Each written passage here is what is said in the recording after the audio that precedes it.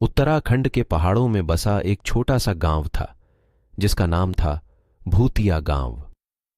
इस गांव का नाम सुनते ही लोगों के रोंगटे खड़े हो जाते थे। लोग कहते थे कि इस गांव में रहस्यमयी घटनाएं होती रहती हैं। दिन ढलते ही वहां के लोग अपने घरों में बंद हो जाते थे और बाहर जाने से कतराते थे। वीर नाम का एक 18 साल का लड़का था जो पास के ही एक शहर में रहता था। वीर को हमेशा रहस्यों और रोमांच में दिलचस्पी रहती थी। जब उसने भूतिया गांव के बारे में सुना तो वह वहां की सच्चाई जानने के लिए उत्सुक हो गया। वीर ने अपने माता पिता से गांव जाने की इजाजत ली और अपनी यात्रा शुरू की। गांव पहुंचते ही वीर ने महसूस किया कि यहां का वातावरण सचमुच डरावना था। गांव के लोग भी उसे देखकर चौंक गए। उन्होंने वीर को समझाने की कोशिश की कि वह यहां ज्यादा देर न रुके, लेकिन वीर ने उनकी बातों को अनसुना कर दिया और गांव में घूमने निकल पड़ा। गांव में एक पुरानी हवेली थी जिसके बारे में कहा जाता था कि वहां सबसे ज्यादा रहस्यमयी घटनाएं घटती हैं। वीर ने तय किया कि वह इस हवेली की छानबीन करेगा। रात का समय था जब वीर चुपके से हवेली में घुस गया। अंदर का दृश्य देखकर वह दंग रह गया। चारों ओर धूल और मकड़ियों के जाले थे, लेकिन सबसे विचित्र बात यह थी कि वहां एक पुराना पुस्तकालय था जिसमें कई प्राचीन किताबें रखी हुई थीं। वीर ने किताबों को खंगालना शुरू किया। एक पुरानी किताब में उसे गांव की इतिहास की कहानी मिली।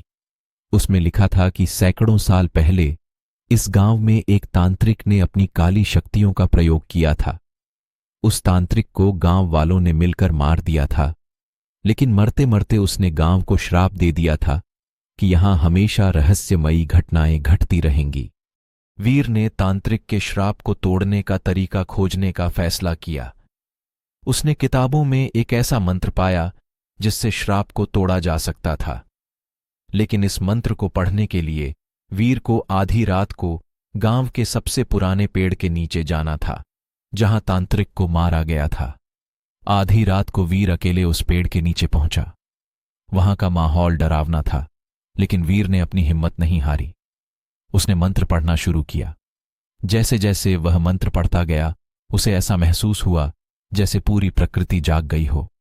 हवा तेजी से बहने लगी, पेड़ की शाखाएं हिलने लगीं और अचानक एक तेज रोशनी चमकी। वीर ने मंत्र पूरा किया और रोशनी गायब हो गई।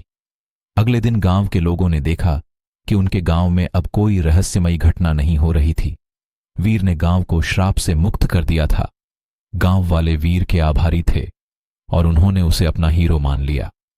भूतिया गांव अब फिर से एक सामान्य गांव बन गया था। वीर की साहसिकता और धैर्य ने गांव को एक नई जिंदगी दी थी। वीर ने अपने इस अनुभव से सीखा कि सच्चाई की तलाश और हिम्मत से बड़ी मुश्किल को भी हराया जा सकता है। इस तरह भूतिया गांव की रहस्यमयी घटनाओं का अंत हुआ और वीर की कहानी गांव की लोक कथाओं में शामिल हो गई।